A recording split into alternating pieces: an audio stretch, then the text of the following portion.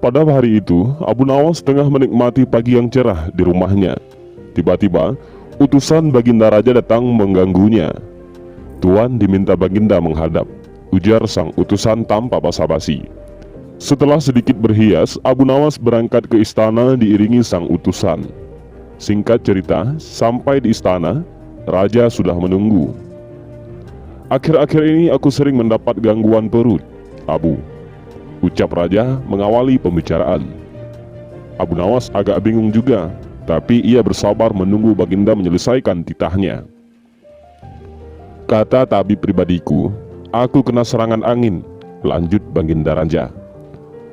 Abu Nawas tiba-tiba mendapat firasat buruk. Pasti ini ujian lagi, pikir Abu Nawas. Urusan sakit perut jelas menjadi urusan tabib. Abu Nawas merasa tak ahli soal penyakit. "Ampun tuanku, apa yang bisa hamba lakukan?" tanya Abu Nawas kepada sang raja. "Sederhana saja, aku hanya ingin engkau menangkap angin dan memenjarakannya."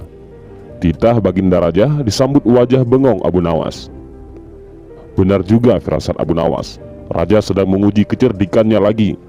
Merasa tertantang, Abu Nawas pun langsung menjawab. "Siap Baginda, beri hamba waktu," jawab Abu Nawas. Abu Nawas diberi waktu 3 hari. Ia pun meninggalkan istana menuju warung kopi. "Ngopi dulu biar otak encer," pikir Abu Nawas. Orang-orang yang ada di warung itu serentak berdiri begitu melihat Abu Nawas datang. "Rezeki nggak kemana," celutuk mereka. Sudah biasa, Abu Nawas dikenal dermawan. Mereka memastikan kopi yang sudah diseruput bakal dibayar si cerdik yang baik hati ini. "Aku lagi mumet," tutur Abu Nawas sembari menaruh pantatnya di kursi kayu. Orang-orang langsung terdiam.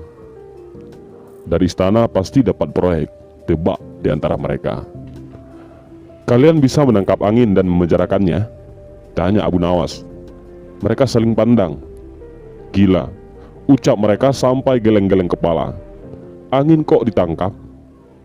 Abu Nawas lantas berdiri dan meninggalkan mulut melongo mereka. "Hei, mau kemana?" teriak salah satu di antara mereka. "Pulang," jawab Abu Nawas dengan langkah gontainya. 3 hari begitu cepat datang, tapi tak perlu kaget, wajah Abu Nawas berseri-seri. Berkali-kali ia mengelus-ngelus perutnya. Ia pun menuju istana dengan langkah ringan. "Sudahkah engkau berhasil memenjarakan angin, hai Abu Nawas?" tanya Baginda Raja tanpa basa-basi lagi. "Sudah Paduka yang mulia," jawab Abu Nawas yang membuat orang-orang di istana penasaran. Abu Nawas pun mengeluarkan botol yang sudah disumbat. Kemudian ia menyerahkan botol itu kepada Raja Baginda. "Mana angin itu, hai Abu Nawas?" tanya Baginda sambil menimbang-nimbang botol itu. "Di dalam, tuanku yang mulia," jawab Abu Nawas. "Aku tak melihat apa-apa," kata Baginda Raja. "Ampun tuanku, memang angin tak bisa dilihat, tetapi bila Paduka ingin tahu angin, tutup botol itu harus dibuka terlebih dahulu," kata Abu Nawas menjelaskan.